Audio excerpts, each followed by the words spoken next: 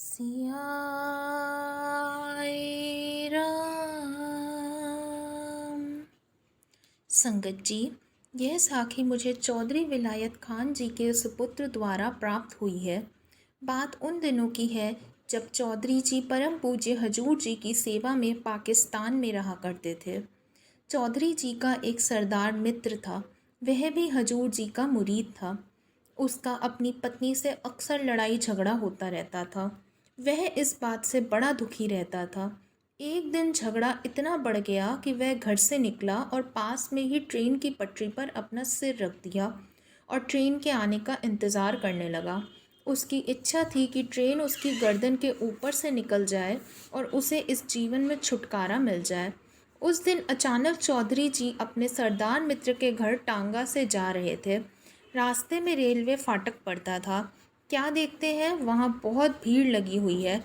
भीड़ का कारण समझ नहीं आया।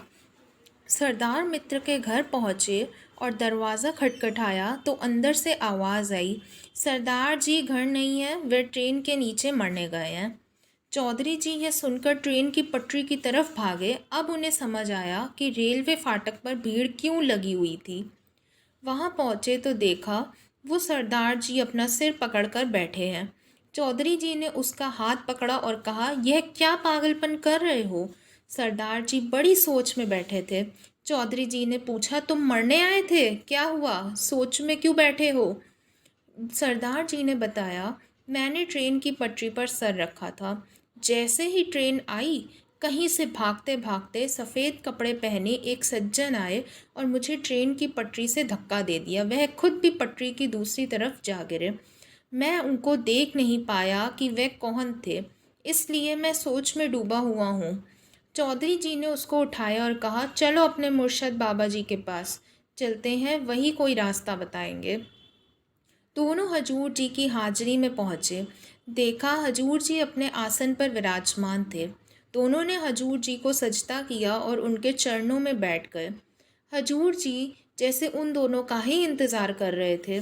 हजूर जी ने फरमाया, मैं अपने मुरीद नू बचा आया, ए गड्डी थल्ले आ चला सी।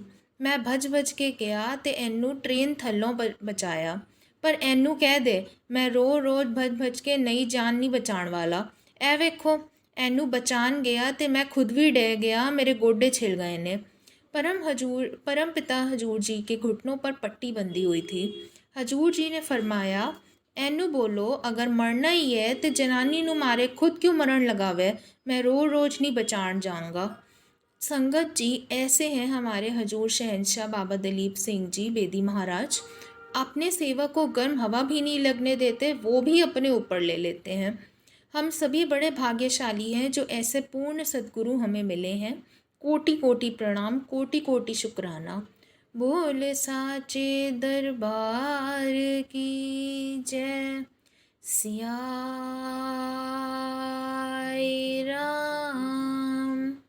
संगत जी, अगर साखी सुनाने में कोई भूल हो गई हो तो माफ़ कीजिएगा। सिया